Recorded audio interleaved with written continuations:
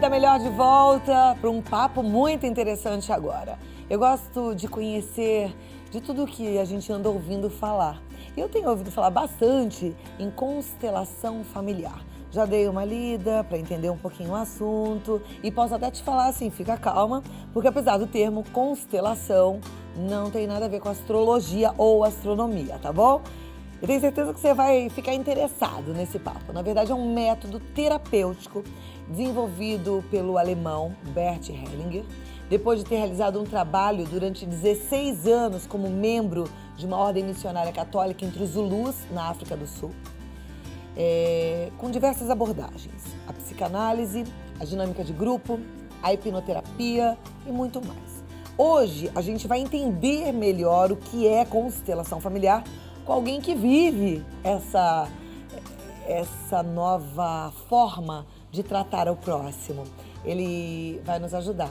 Inclusive, com esse papo, eu acredito que você também vai ser ajudado para lidar melhor com os problemas do dia a dia e com as suas questões pessoais. Então, a gente tem o terapeuta, hipnoterapeuta Manuel Augusto Bissacco, que é especializado em doenças psicossomáticas, cura, resolução de traumas. Ele atua na área de desenvolvimento humano há mais de 8 anos e está aqui atendendo ao nosso convite. Muito obrigada, é um prazer te receber, viu? Muito obrigado. Para a gente aprender sobre constelação familiar, né? Bom, de forma simples, o que você pode falar para a gente o que é constelação familiar? Primeiro, trazer a ideia que esse nome constelação familiar, quando alguém entra em contato com esse nome pela primeira vez, dá a ideia de ser algo astrológico, relacionado a esse tipo de coisa.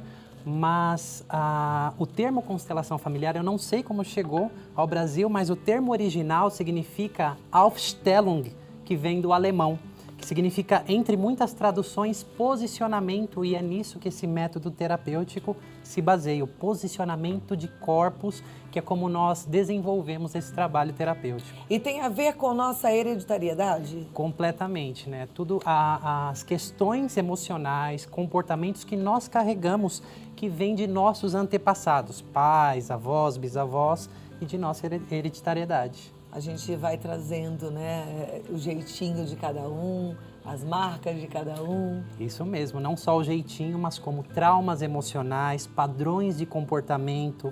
E esse método realmente ele pode nos ajudar a compreender em um nível mais amplo comportamentos que nós temos, que nós não conseguimos mudar, relacionamentos difíceis que nós temos na vida. Por exemplo, eu tenho um relacionamento difícil com meu pai, com minha mãe, com meu irmão.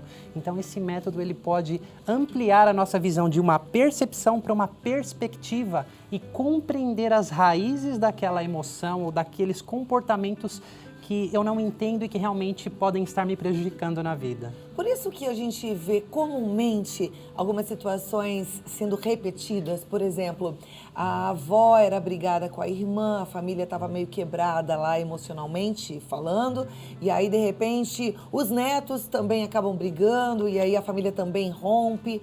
É isso? Exatamente isso. Eu posso te trazer um exemplo prático que pode ilustrar um pouco isso. Então, quando eu era mais novo e eu brincava lá no bairro onde eu morava, e eu conhecia uma garota, e essa garota ela tinha sido filha, né? A mãe dela teve ela com 16 anos. A avó dela, ela morava com a avó, também tinha tido a mãe dela com 16 anos. E ela teve a filha com 16 anos, e curiosamente a filha teve uma filha com 16 anos. Então isso, muitas pessoas podem falar, isso é karma, é alguma coisa nesse sentido. Não, isso é um padrão repetitivo que acompanha essa família num nível inconsciente. Enquanto isso não for interrompido, a filha dessa última filha que nasceu tem uma grande probabilidade de repetir esse padrão. Que interessante. A minha mãe casou com 21 anos. Quando eu cheguei aos 20 anos, eu entrei numa paranoia de não ter ainda o noivo para casar, que eu casei com 21 também certinho, mas casei rapidinho. Falei, epa, é esse, quando é que a gente casa? Porque eu preciso casar com 21. E eu repeti também o padrão. Engraçado que isso pra mim era forte, era sério, eu tinha que casar com 21. Parecia a idade limite ali. Interessante, né? A gente realmente carrega muitas coisas de nossos antepassados e repetimos coisas que nós não fazemos ideia, e essa ferramenta maravilhosa, ela pode nos ajudar a explorar e encontrar muitas raízes para que a gente possa transformar. Agora, é claro que a gente deu exemplos simples, mas existem exemplos mais profundos e até doídos, né? E padrões que precisam ser quebrados. Exatamente. Me dá um exemplo. O que a gente chama na constelação é assim, existe um amor interrompido, um caminho interrompido de amor em relação a um pai e uma mãe.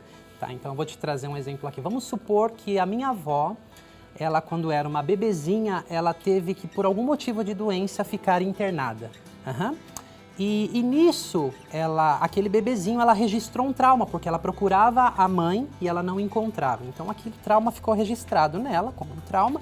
E logo ela foi crescendo e ela não se sentia muito vinculada à mãe, por exemplo. Então, um sentimento talvez de abandono, de solidão, que estava relacionado a esse trauma. Logo, ela cresce e tem uma filha. E ela vai repetir esse padrão. Por não ter tido a proximidade com a mãe, ela não tem habilidade emocional, ela não sabe como se aproximar emocionalmente da filha.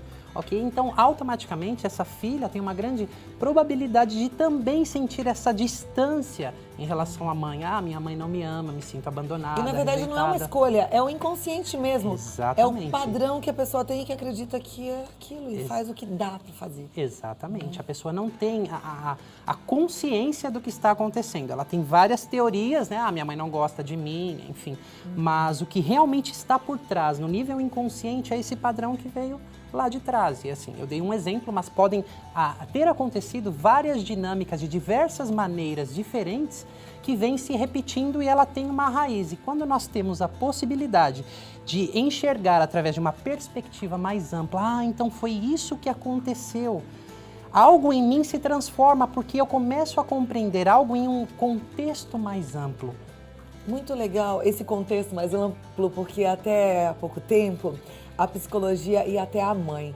Durante uma fase da nossa humanidade, a mãe era culpada de todos os problemas, né? Até poucas décadas atrás, tudo era culpa da mãe. Todo mundo ia para terapia e ficava chateado com a mãe, porque a mãe não deu atenção, porque a mãe não aumentou, porque a mãe tirou a chupeta antes da hora, porque a mãe trabalhava muito, ou porque a mãe não trabalhava.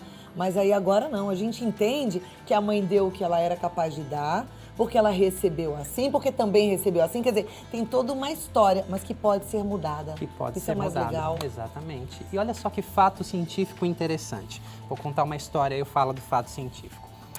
Alguns netos dos sobreviventes dos campos de concentração de Auschwitz, ok? Eles começaram a ter sintomas de TEPT, transtorno de estresse pós-traumático, que para quem passa um trauma são sintomas normais decorrentes do trauma. Então, eles começaram a ter flashbacks, acordar em sobressalto com pesadelos à noite, como se eles estivessem no campo de concentração, vendo aquilo acontecer. Mas, ei, essas pessoas nunca estiveram lá. Como elas podem estar sentindo isso? Né? Então, nisso se começou uma investigação, vários experimentos. Então, alguns cientistas pegaram e fizeram experimentos com alguns ratinhos de laboratório. Então, eles começaram a condicionar um ratinho através de um cheiro que eles borrifavam. E sempre que era borrifado esse aroma na jaula do ratinho, eles davam um choque. Até o ponto deles somente borrifarem isso e o ratinho já apresentar sintomas de estresse pós-traumático, ou seja, cortisol elevado, o coração acelerado, pressão sanguínea alterada, somente com o cheiro sem o choque. E então, olha que interessante, os filhotinhos, a prole dessa ratinha, eles, quando era borrifado o aroma, eles tinham as mesmas reações sem nunca ter tomado aquele choque. E isso continua. Os netos dessa ratinha que foi traumatizada também, ao borrifar aquele aroma, eles tinham as mesmas reações. Então, isso em laboratório ficou constatado que vai até a terceira geração, se essas gerações seguintes não repetem o trauma. Ok? Então, a quarta está livre, mas vamos trazer isso para o aspecto da nossa vida cotidiana. Então, a minha mãe, vamos pegar aquele mesmo exemplo. Então, eu tenho esse distanciamento, esse sentimento de distância em relação à minha mãe, mas isso provavelmente eu vou repetir nessa vida. Né? Então, eu vou sentir, então vou passar por situações e eu vou continuar repetindo aquilo dentro de mim e reforçando aquele sentimento. Então, existe uma grande probabilidade de eu continuar passando isso para os meus descendentes. Então, gente, que interessante. E como é que quebra isso? Porque pensando que no ratinho são 4 gerações? Até a terceira, a quarta está livre. Então são 3 gerações. Isso. Nos humanos já tem... Nós falamos em média 7 gerações. Imagina 7 gerações. Então a gente está falando de uma época Exatamente, muitos anos atrás. Muitos anos atrás. Deixa eu tentar Muitos fazer uma séculos conta, mas a gente atrás. está falando da época da escravidão, Por da aí. descoberta do Brasil. Por aí. A gente está falando dos imigrantes que tiveram que sair fugidos dos países deles. Exatamente. Quer dizer, olha quanta coisa que a gente traz no nosso DNA. Isso é um dos grandes Isso é temas. ciência, hein, gente? Esse é um dos grandes temas que a gente observa na constelação, de onde vieram os seus antepassados. A gente não está falando de vida passada, de reencarnação, até porque a gente não acredita nisso, a gente acredita em ressurreição, mas a gente está falando de ciência e de algo que está no nosso DNA e que a ciência provou. Provou. Olha que Provou. incrível. Hoje. Como é que quebra isso? Acho que é o mais importante.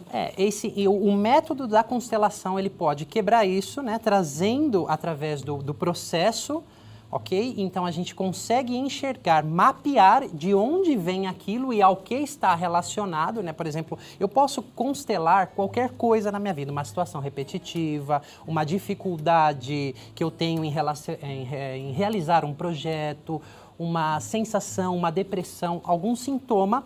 E o que desse sintoma, vamos chamar de sintoma aqui, onde isso está enraizado no meu sistema familiar. Então, o processo da constelação, ele pode trazer isso, né? Vai se montando aquele, vamos chamar aqui de... Um mapa? É um mapa, a gente pode chamar de mapa, né? Uma árvore genealógica? Sim. Né? Isso acontece num grupo de pessoas, onde a gente chama algumas pessoas para representarem membros da família daquela pessoa que está sendo constelada, ok? Então, nisso a gente começa a desenhar esse mapa e identificar de onde vem aquilo. E através do processo da constelação nós temos frases curativas, nós temos alguns gestos que nós fazemos, né? Que foi o que o alemão Bert Hellinger estruturou lá, trabalhando nas tribos Zulus da África. Ele observou muitas coisas e como aquelas tribos viviam em profunda paz, cultuando os antepassados, reverenciando os antepassados, e nisso o processo pode ser quebrado. Nossa, que interessante. Bom aprender, né? Eu gosto muito. A gente só para de aprender quando a gente para de viver, viu? E eu fico encantada porque a ciência vai trazendo novas descobertas. Enquanto ele estava falando, eu estava pensando aqui no alcoolismo, por exemplo, que de repente você não entende bem o porquê, mas aí vai olhando, aí o bisavô, o tataravô, ele era alcoólatra. E a gente fala que tem uma ligação genética, mas realmente está tudo aqui, né? E outras doenças, a depressão, que a gente também fala, a bisavó tinha depressão, a avó tinha depressão, a mãe tinha depressão, tem toda a chance de ter, então tudo isso é constelação familiar. A constelação pode ajudar nesse trabalho. Que interessante. Nosso WhatsApp está à sua disposição, já tem algumas mensagens aqui, eu fico muito feliz, obrigada pela sua participação. Se você ainda não mandou, 011 9 50 45 18 40, 50 45 18 40. Deixei o iPad aqui, mas ele tá dificilzinho de